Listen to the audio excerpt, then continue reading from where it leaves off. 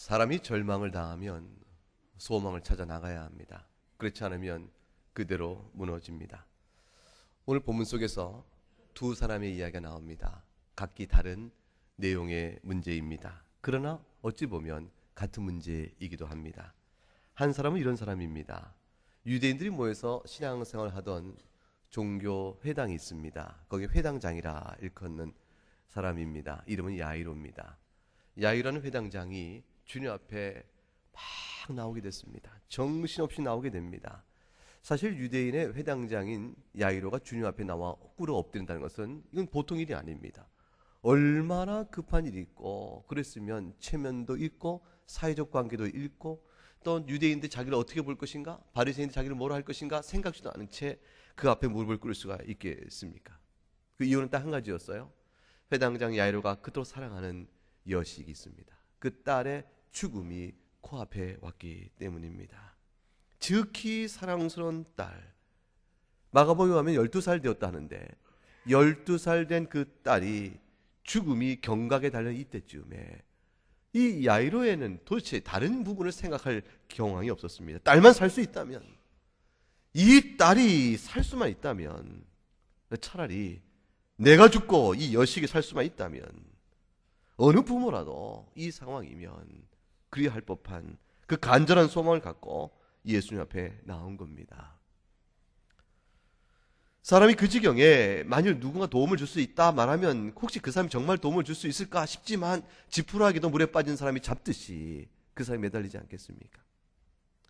절망의 수렁 안에서 사람들은 그래서 때로는 무당을 찾아가고, 때로는 상식적으로 도무지 이해가 안 가는 일도 그냥 혹시라도 싶어서 그냥 무뚝 따라가는 일도 있게 되어집니다. 별의별 사람들이 그러한 절망 있는 사람들의 심리를 이용해서 자신의 뱃속을 채우는 일들도 다 나타나는 것은 그만큼 절망에 맞은 사람들이 지푸라기 잡고 싶어하는 그 마음을 있기 때문이겠지요. 그러나 물에 빠진 사람이 지푸라기 잡으면 건짐을 받겠습니까? 물에 빠진 사람이 지푸라기 잡으면 그것이 무슨 소용이겠고 그 지푸라기가 그를 구원할 수가 있겠습니까? 그나마도 아직 숨이 붙어 있다면 지푸라기도 어떻게 잡아볼까 싶어 사방팔방을 방도를 찾아보려고 애를 쓰겠지만, 만일 그 선을 넘어버려서 숨이 끊어지면 신랄 같은 희망의 줄기도 완전히 사라진 것이요, 그 지푸라기를 잡고자 했던 것도 소용이 없다는 걸 압니다.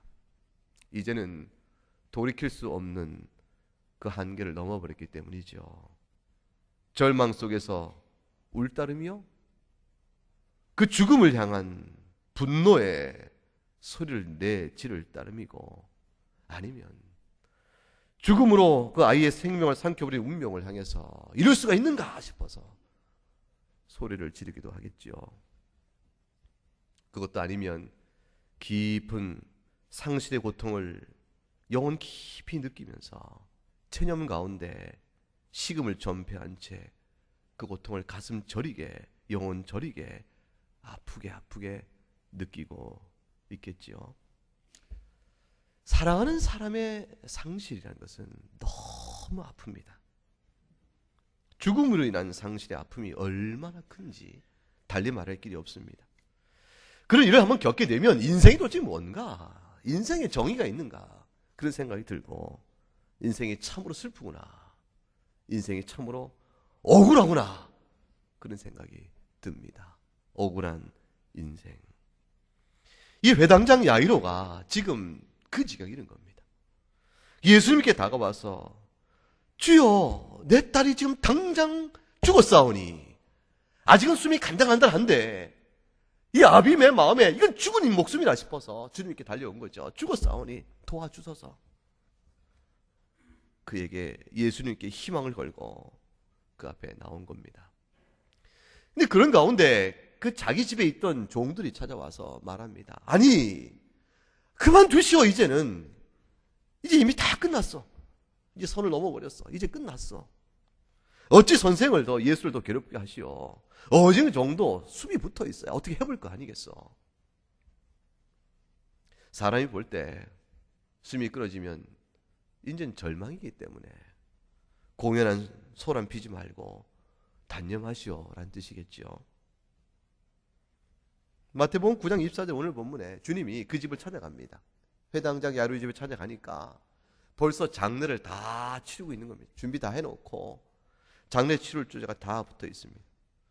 주님이 물러나라, 이 소녀가 죽은 것이 아니라 잔다 하시니까 저들이 그 말을 듣고 비웃습니다. 사람이 어떻게 죽음을 이기겠는가? 그래도 아무리 약해도 숨결이 좀 있어야 어떻게 해볼 도망도가 있지 않겠는가? 저자가 지금 무슨 말하는가? 이미 끝이 난 것인데. 오늘 본문은 너무너무 귀한 말씀입니다. 이 절망의 절규, 이 깊은 수렁 가운데서 예수님이 과연 무엇을 하실 수 있을까?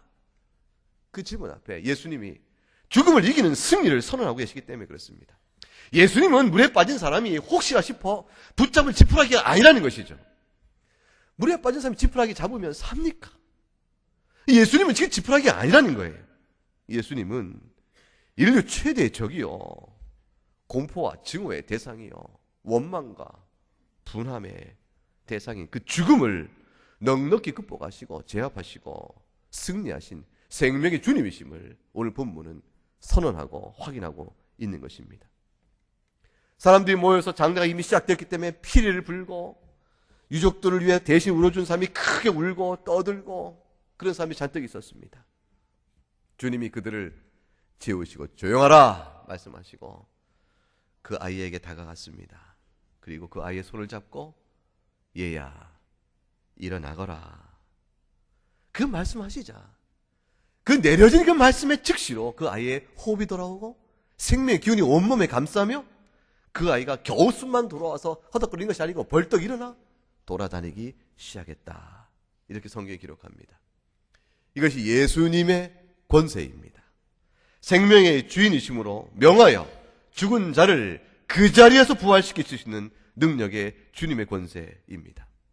사람에게는 불가항력적이요 다시는 돌이킬 수가 없는, 어떻게 해볼 방도가 없는 절망의 수로로 밀어내는, 따라서 그 앞에 통곡할 따름이요 슬퍼할 따름이요 절망할 따름일 수밖에 없는 죽음이 예수님에게는 아무것도 아닌 것이라 생명의 힘으로 다시 바꿔내시는, 회당장 야이로가 그 주님을 믿고 의지하고 신뢰함으로 인해서 긍휼을 입어 죽은 딸아이의 생명을 다시 돌려받는 큰 은혜를 체험하게 되었습니다. 이 이야기를 전해주면서 성경 본문은 그 본문의 흐름 안에 또 다른 이야기 하나를 집어넣습니다. 12해 동안 혈루증을 앓은 여인의 이야기입니다. 여인이 앓은 혈루증은 하혈을 하는 일종의 부인병과 같은 것입니다. 이것은 모세 율법에 부정한 것으로 간주가 되어졌죠. 대체로 이런 병을 얻게 되면 일주일 동안 앓다가 몸이 회복되거나 한 달 정도 고생하다가 낫거나 뭐 그렇게 되어져서 그동안 부정하다 되어졌지만 몸이 회복되어지면 다시 정결의 제사를 주 앞에 드리고 다시 회복 부정에서 벗어날 수가 있었던 그런 일입니다. 근데 이 여인은 일주일 가도 한 달 가도 그 2달 가도 그 병이 낫지 않은 것입니다. 여전히 부정한 것입니다. 그것이 한 해가 가고 2해 가도 여전히 낫지 않았으니 여전히 부정한 것입니다. 이 여인은 계속 12해 동안 부정한 여인이 되어졌습니다. 이 부정한 여인으로 간주받는 것의 고통이 얼마나 컸는가. 레위기 15장에 가게 되면 모세 율법에 이렇게 말해놓습니다. 그의 유칠이 있는 모든 날 동안에 그가 눕는 침상도 그에게 불결한 때의 침상과 같고 그가 눕는 모든 자리도 부정함이 불결할 때의 부정과 같으니 그가 눕거나 앉거나 손에 닿는 것마다 부정하다. 그것들을 만지는 자는 다 부정한즉 그의 옷을 빨고 물로 몸을 씻을 것이며 저녁까지 부정할 것이라. 이 여인의 혈루병은 아주 심각한 병이었습니다. 보통의 병 같으면 어느 정도 치유하면 되게 낫는데 재산을 다 탕진할 정도로 12년 동안 병을 고치자 했으나 백약이 무효였던 그런 병이었습니다. 사람의 재주로 어떻게 해볼 도리가 없이 병이 심각했던 것이죠. 절망입니다. 이 여인이 남편이 있었다면 그 남편과도 격리가 되어야 했습니다. 남편을 만지면 남편이 부정한 자가 되어지고 남편이 자기를 만지면 자기로 인한 남편 또한 부정한 자가 되니 피창 안에 접촉할 수가 없는 사이가 된 것이죠. 자식이 있으면 자식으로부터 격리가 되어야 합니다. 피차 안에 닿을 수가 없는 자요. 가족과 친지로부터, 친구로부터도 사회적으로 고립과 격리를 감수해야 하는 그런 절망입니다. 문둥병보다는 나은 형편이겠지만, 그러나 사회 속에 있으나 사회적 교제를 가질 수가 없는, 종교 공동체에 있으나 종교 생활을 할 수 없는, 신앙 공동체 안에서 하나님께 나와 예배할 수 없는 부정한 자로서 자신이 고립되고 소외된 상태로 그 슬픔과 아픔을 견뎌야 했던 것입니다. 육체의 질병도 질병이거니와 그것을 모세의 율법이 부정하다 저주하였음으로 인해서 그 저주 아래 신음해야 되는 고통 속에 있는 그런 여인이었습니다. 그것이 12년 12해 동안 계속되었습니다. 그런데 그 회당장 야이로가 그랬던 것처럼 이 여인에게 기적이 일어나기 시작하는 겁니다. 이 여인이 예수님에 관한 소문을 듣기 시작한 것이에요. 그 소문을 듣고 마음에 이상하게도 믿음이 생기기 시작합니다. 그 예수에게 나가면 내가 이 절망 가운데서 살 길이 열리겠다. 내가 더 이상 살 이유와 가능성과 힘과 용기와 소망을 다 가질 수가 없었는데 정말 저 예수께 나가면 살 수 있을까? 그의 마음속에 믿음이 생겨서 그 예수님의 겉옷만 만져도 낫겠다. 그 겉옷만 만져도 마음에 소망이 생기기 시작했습니다. 예수 그리스도의 겉옷만 만져도 구원을 받겠다 생각하고 그녀가 결심을 합니다. 군중 사이로 밖으로 나가는 거예요. 군중 사이에 껴 들어가는 겁니다. 그 슬며시 어떻게든 기회를 보아 마침내 예수님의 옷을 손을 잡아버린 것입니다.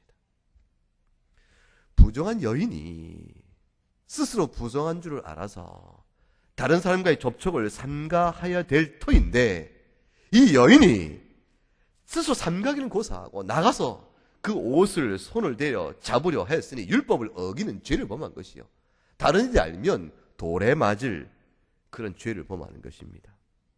그러나 이 여인은 결심한 것입니다. 자신으로 인해서 접촉하는 자마다 부정케 될 것이지만 그러나 예수님은 자신이 손을 대도 예수님의 겉옷마저 만져도 오히려 부정케 할 자신이 정결케 될 것이요 자신을 위해서 예수님은 결코 부정케 되지 않을 것이라는 것을 믿은 것이죠. 예수 그리스도의 은혜를 바라본 것입니다. 그의 능력과 그의 신성을 바라보고 믿게 된 것입니다. 예수님이 자기 옷자락을 잡은 여인의 손길을 바로 하셨습니다. 누구냐? 누가 내 옷에 손을 대었느냐? 물으셨습니다. 베드로가 앞에 튀어나와서 얘기합니다. 제자들이 불평스럽게 얘기하죠. 아니 사람들이 이렇게 막 밀려서 예수님을 이렇게 가까이 오려고 하다 보니까 옷에 달 수 있는 것이지 그걸 누가 했냐고 구체적으로 이름을 내라 하시니 그거 그럴 수 있겠습니까? 제자들이 대답을 합니다. 이게 베드로라 마가복음에 그렇게 이름이 나옵니다.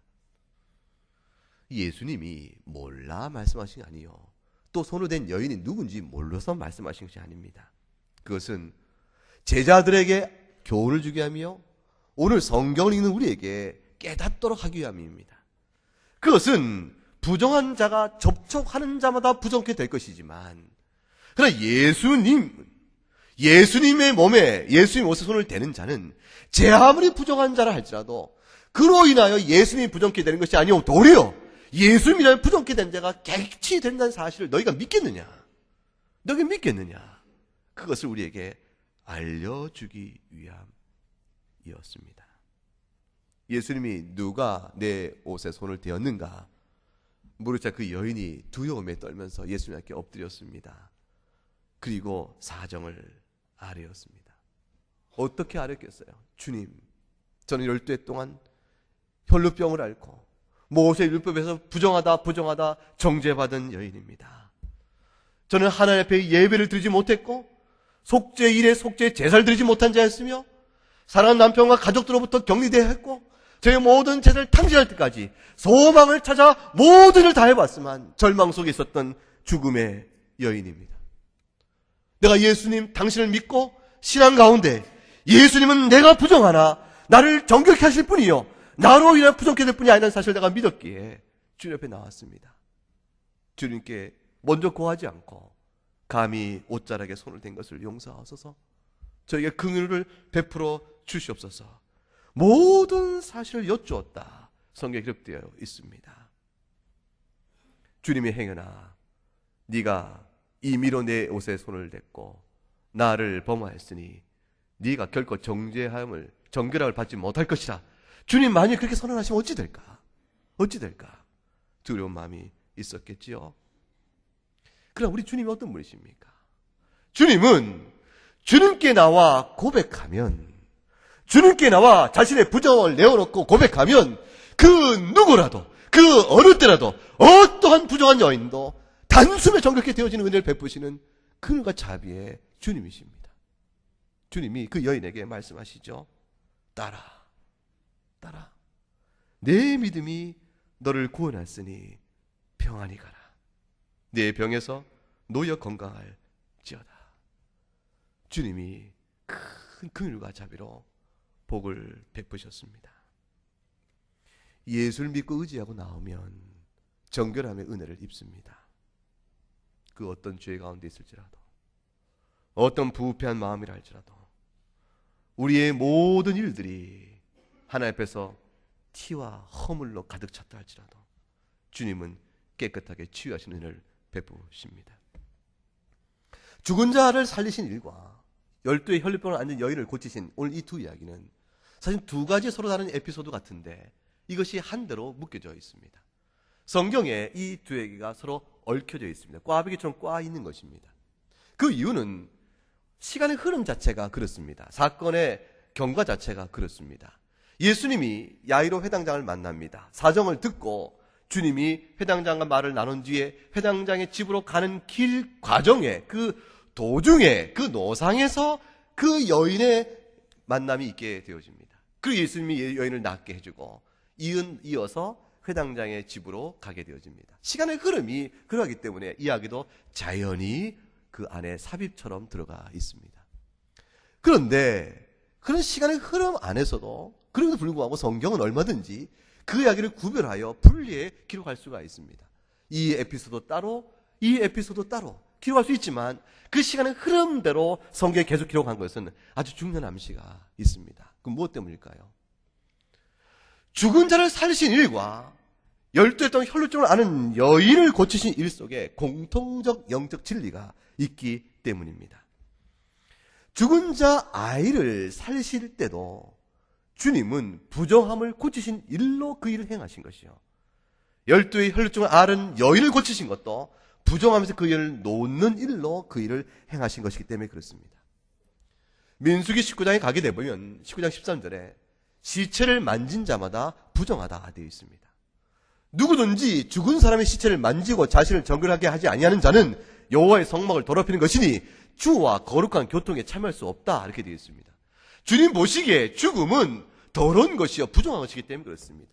생명의 주인이시요 모든 만물의 창조신 하나님 앞에서 죽음은 저주의 결과요, 저주의 증상이요, 저주의 징후인 것입니다. 그가 더러운 죄악 가운데 있다는 사실을 드러내주는 징후가 그게 바로 죽음인 것입니다.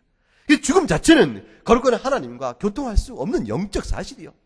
그렇기 때문에 시체를 만지고 하나님의 거룩한 성막에 들어올 수가 없는 것이요, 그가 부정의 죄를 판단을 피할 수가 없는 것입니다. 그런데 야이로 이 회장이 주님께 나와 18절에 뭐라고 말하냐면 주여 오소서 내 딸이 방금 죽었사오니 그에게 손을 얹어, 그 몸에 손을 얹어 주소서. 그러면 나의 아이가 낫겠나이다 그랬습니다. 아직은 숨이 붙어있는 상황이라 그렇게 말했겠죠. 거반 죽은 아이나. 그러나 이내 곧 그의 종들이 와서 이제 죽었어 하고 말했을 때 주님이 그 집에 찾아가 그 아이를 손으로 턱 잡습니다. 죽은 시체지만 손을 잡습니다. 잡고 얘야 일어나라 달리다굼 하시 그 아이가 일어나 버리는 겁니다. 죽음이란 것은 율법 저주의 가장 절정의 상태죠. 저주의 저주가 죽음으로 이어져 갑니다. 여인의 12의 혈루증은 보통의 혈루증과 달랐으니 그 질병의 고질성이 그가 얼마나 큰 저주 아래 있었는가를 말해 줍니다. 주님이 자신의 몸에 손댄 부정한 자를 오히려 부정케 되는 것이 아니라 그 자를 오히려 정결케 하는 은혜를 베푸신 것처럼, 그러나 주님이 손을 대면 부정할 수밖에 없는 시체도 주님이 손을 대시니 주님이 부족하게 되는 것이 아니라 오히려 시체가 생명을 얻게 되는 것처럼 주님은 모든 죄로 인한 부정함을 정결하게 바꾸시는 이시요, 하나님의 거룩함에 도저히 이룰 수 없는 죄악감 없는 이 어둠의 세상을 하나님과의 교통이 가능한 거룩한 상태로 바꿔주신 분임을 선언하고 있는 것입니다. 죽음보다 하나님 보시기에 부정한 것은 없지요. 하나님은 생명이시고 하나님과 반대된 것이 바로 죽음이기 때문에 그렇습니다. 사망의 그늘에 앉아있다, 죄 아래 있는 자들을 그렇게 성경은 표현합니다. 근데 인간이 얼마나 비참하냐면 이 하나님의 생명 대신 하나님의 거룩한 하나님의 정반대인 부정의 가장 큰 징후인 죽음이 바로 그 부패함이 인간 자신에게서 비롯된 사실에 인간의 비참함이 있습니다. 부정한 것이 그 죽음으로 드러나는, 죽음으로 절정에 이르는 부정함이 인간 내면이요, 인간 본질에서 비롯된다는 사실, 그것이 인간을 슬프게 하고 비참하게 만드는 일입니다. 마태복음 15장에 가면 주님이 이렇게 말씀하셨습니다. 사람 입에서 나오는 것이 사람을 더럽게 하는 것이 아니라 사람을 더럽게 하는 것은 마음에서 나온다. 그것이 악한 생각이요, 살인이요, 간음이요, 음란이요, 도둑질이요, 거짓 증인이요, 비방이니, 이 모든 것에 사람을 더럽게 하니 씻지 않은 손으로 먹는 것이 사람을 더럽게 하겠는가? 겉을 닦는다고 사람이 정결케 되겠느냐? 이 마음의 부패 썩은 것을 계속해서 더러운 것을 세산하니 인간이 스스로 죽음을 피할 수 있을까? 부정함을 피할 수 있을까? 부패하여 스스로 부정함을 피할 수 없는 자, 이것이 바로 타락으로 인한 인간의 비극입니다. 이 비극이 드러난 것이 영원한 저주로 인한 죽음의 형벌이죠. 우리가 말씀시장 것을 외우고 있는데 6장 어떻게 되어 있습니까? 인간의 타락, 죄, 그 형벌에 대하여 이렇게 제목 달았죠? 외워보십시다. 로마서 3장 23절 말씀, 모든 사람이 죄를 보았음에 하나님의 영광에 이르지 못하였더니, 이 말씀입니다. 모든 사람이 죄를 범하였음에 하나님의 영광에 이르지 못하였다. 하나님의 영광에 이르지 못하였다. 다른 말로 바꾸면 모든 사람이 죄를 범하였음에 다 부정케 되었느니라. 다 더러운 자가 되었느니라. 다 썩은 자가 되었느니라. 아무도 정결할 자가, 정결하다 말할 자가 없느니라. 바로 그 말입니다. 모든 자가 죄를 범하였음에 다 부정하게 되었으니 화로다, 화로다, 화로다. 내가 부정하다, 부정하다, 부정하다. 문둥병에 걸린 자가 육신의 더러움과 썩어짐 때문에 부정하다 말하는 것이 아니요, 우리 영혼 자체가 근본부터 부정하다, 부정하다, 부정하다. 하나님의 영광 이를 자가 없다. 로마서 6장 23절 말씀에 그래서 죄의 값은 사망의 따름이라, 성경에 그렇게 되어 있는 것입니다. 사망은 모든 부정한 자가 받아야 될 삭시요, 부정한 자가, 죄로 인한 자가 결국 경험해야 될 상태입니다. 하나님의 은사만이 그 가운데 소망을 열어줍니다. 이 부정한 인간의 부패한 성품을 새롭게 하시고 죄의 형벌로부터, 사망의 저주로부터 우리를 놓이게 해줄 유일한 길은 하나님이 주시는 선물 예수 그리스도, 그걸 믿음으로 얻는 영원한 생명 외에는 다른 것이 없습니다. 오늘 본문은 우리에게 바로 이 사실을, 이 교훈을, 이 영적 진리를 우리에게 드러내 주는 겁니다. 시체를 만지면 누구라도 모세의 율법에 따라 저주를 받을 자가 되겠지만, 부정한 자가 되겠지만, 정결의 속죄의 은혜를 입지 아니하면 다시 회복되지 못하겠지만, 주님은 시체를 붙들으니 시체가 주님을 더럽게 하는 것이 아니요, 그 시체가 살아나더라, 생명을 얻더라, 부정한 자가 정결케 되더라, 이 놀라운 주님의 권세를 보여주는 것입니다. 혈루병 어인 12에 앓은 그 여인이 닿는 것마다 부정하다 될 것이나 주님의 옷을 만지니 오히려 혈루병을 앓은 여인이 정결케 되더라. 우리 모두가 예수 앞에 나오면 이 은혜를 입어서 하나님의 자녀가 되는 겁니다. 이 은혜를 입어서 다 주의 백성 되는 것이요, 이 은혜를 입어서 우리가 주의 낙원에 이르게 되는 것이요, 주님과 동락하는 영원한 영생의 기쁨을 누릴 수가 있게 되는 겁니다. 주님이 중풍병자를 고쳐주셨죠. 지붕을 뚫고 중병을 내려놓은 다음 그의 믿음을 보시고 중풍병자를 고쳐주십니다. 소자야, 네가 죄사함을 받았느니라. 주님이 이 말 하자, 이 말 들었던 사람들이 난리가 난 거예요. 유대인들 난리가 나죠. 서기관과 바리새인들이 수군수군 됩니다. 저자가 망령된 자로다. 하나님만이 죄를 사할 수 있거늘 저자가 누구간데 감히 신성 모독의 죄를 범하노라. 저가 죄사함을 선언하는가? 수군수군 됐습니다. 주님이 그들의 마음을 아시고 뭐라고 묻습니까? 소자야, 죄사함을 받았느니라 하는 말과 일어나 걸어가라는 말, 이 두 가지 가운데 어느 것이 더 쉽겠느냐 주님께 물으셨죠. 여러분 생에 어느 게 더 쉽습니까? 둘 다 어렵습니다. 주님은 이 가운데 어느 게 더 쉽다는 말씀을 하려는 게 아닙니다. 죄사함을 받았느냐, 이것은 하나님만이 죄사함의 권세가 있기 때문에 하나님이 아니면 그 권세를 행할 자가 못 되므로 그것도 어려운 일이요. 일어나 걸어라, 중풍병자에 말하는 이 치유의 능력과 이 권능도 하나님만이 할 수 있는 권능이기 때문에 하나님이 아니면 할 수가 없는 말입니다. 그러므로 죄사함의 권세나 치유의 권능이나 다 하나님만이 할 수 있는 것이기 때문에 사람으로 할 수 없는 말인데, 그리고 내가 어떤 말을 하든 이 말은 다 하나님 자신이 하나님이심을 드러낸 것 외에 다른 것이 아님을 너희가 알겠느냐는 것입니다. 자신이 하나님됨을 드러내는 것이요, 둘째는 더욱더 중요한 의미가 있으니 주님의 모든 치유의 사실은 치유 자체가 목적이 아니요, 그걸 통해서 모든 부정함을 정결케 하시고 죄사함의 권세를 나타내 보이심으로 예수 믿고 영원한 생명 사는 은총이 무엇인가를 드러내주기 위한 뜻이 있음을 보이시는 것입니다. 그러므로 병자에게 네가 병이 나았다 라는 것은 족하겠지만 주님은 내 믿음이 너를 구원하였다, 네가 죄사함을 받았느니라, 이런 말씀으로 치유의 역사를 베풀어 가시기도 하시는 겁니다.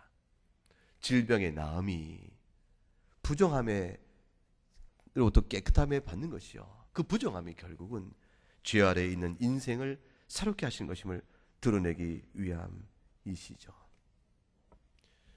오늘 본문에 봤던 12살 난 소녀의 죽음의 절망, 12해 동안 혈루병 앓은 여인의 고통 속의 절망, 이 절망은 다 근본적으로 우리가 겪고 있는 인생의 수고와 슬픔처럼 인간관계로 인한 깊은 상처, 살아가면서 피할 수 없는 육신의 고통과 질병, 그리고 살아가는 모든 일의 삶의 수고와 슬픔, 이 모든 것들이 다 근본적으로, 근원적으로 죄로 말미암은 것이기 때문에 주님께서는 이 일을 통하여 바로 하나님의 거룩함에 어긋난 부정함을 다 제하시고 죄로부터의 자유케 함을 베풀어 주시고, 그로 인해서 영원한 생명을 바라보고 살아가는 은총을 알려주시려고 이와 같은 일을 행하신 것이죠.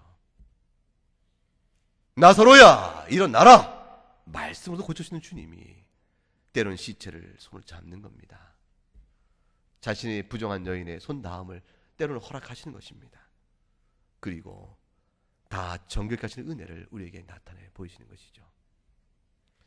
우리가 그 은혜를 입어 삽니다.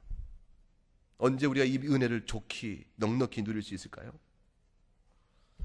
짧은 인생 끝나고 나면 예수 안에 있는 인생은 바로 낙원에 가게 되어지니까, 육신은 땅에 묻어도 우리 영혼은 낙원에 이르게 되어지니 예수 안에 구원받은 자들이 낙원에서 누릴 그 기쁨과 그 거룩함을 생각하면 주님이 네 죄상을 받았느니라, 네가 깨끗이 되었느니라 라는 말씀의 선언을 좋게 누리게 되겠지요. 이 땅에 사는 동안에도 우리는 그 맛을 보게 됩니다. 맛을 보게 됩니다. 죄를 지었을 때 용서하신 주님의 말씀 앞에서 죄사함에 대한 감동을 받고 맛을 보고, 육신 가운데 사는 수고와 슬픔이 많아서 참 힘들 때라도 주의 말씀으로 위로하시고 살아가는 삶의 관계 안에서 풀어지고 응답받는 일도 겪게 하시고 때는 빵 때문에 고민했을 때 먹을 것 주시는 은혜도 받게 되어지고, 입을 것 때문에 고민했을 때 입을 것 주시는 은혜도 받게 되어지고, 그래서 내 욕망과 욕심도 다 채워지지 않지만, 그걸 결코 버려두지 않지 않은 하나님의 손길을 우리가 위로를 맛보니까 시커먼 먹구름에 가득 차여서 언제 저 비가 쏟아지면 이제 망하게 되겠구나 싶을 때라도 그 구름을 조금씩 밀어내시면서 빛을 내려 우리를 쪼이게 하시잖아요. 한파가 밀려붙여서 내가 살겠나 싶고 괴로울 때 그때 한파를 잠시 밀어내시고 온기도 불어내셔서 살 기운을 내주시지 않습니까? 그 모든 것들은 우리가 영원한 생명을 갖고 부정한 자가 아니요 정결의 은혜를 입어 주 앞에 살아갈 그 생명 있는 자임을 우리에게 나타내 보이시는 이 땅에 사는 동안에 우리의 위로요, 하나님 우리를 붙드시는 그때 주시는 사랑의 증표입니다. 그것이 우리의 간증이요 신앙이지 않습니까? 오늘 이 성경 읽은 말씀이 과연 정말로 주의 약속을 믿어도 될까? 정말 그걸 믿어도 될까? 주께서 과연 때가 되시면 재림하셔서 육신의 부활로 우리를 영광의 몸을 다시 입히시고 다시 슬픔과 눈물과 아픔이 없는 것으로 우리를 만들어 이끌어 가실까? 그 질문 앞에 증거를 보이시오 싶을 때 오늘 펼친 성경이 그 증거를 보이는 것입니다. 주께서 이 땅에 계시면서 베푸신 놀라운 사역은 우리의 그것을 말씀해 줍니다. 사랑하는 여러분, 예수 믿고 살아가는 것이 얼마나 복된지 모릅니다. 지금까지 살아오신 인생이 어떠하셨습니까? 아픔과 눈물과 괴로움과 번민이 있으셨죠? 그래도 살아오셨을 때 위로도 있었고 감사도 있지 않습니까? 주님이 그렇게 붙들어 주신 겁니다. 왜 그렇습니까? 사랑하셔서 우리는 추하고 더럽고 썩어질 부패한 자들이라 죽음의 권세 아래 신음한 자지만 어느새 주님이 예수 믿고 나오는 자마다 주님 붙잡으면 내가 낫겠다 싶어 나온 12의 혈류병 어른 여인처럼 우리한테 믿음 주시고 예수 앞에 나와 엎드리게 하시니 우리를 단숨에 그 아이를 붙잡아 일어나라 말씀한 것처럼 우리를 일어나라 맑은 영혼으로 바꿔주신 것입니다. 이것이 오늘 예배로 나온 우리의 영광이요 우리의 자랑이요 우리의 행복이 되는 겁니다. 삶에 용기를 얻으시고 힘내시고 믿음의 찬송 가운데 주를 영화롭게 하며 거룩과 흠이 없는 그리스도의 영광스러운 교회를 세워가시는 여러분 될 수 있기를 주의 이름으로 축복합니다. 함께 우리 찬송하겠습니다.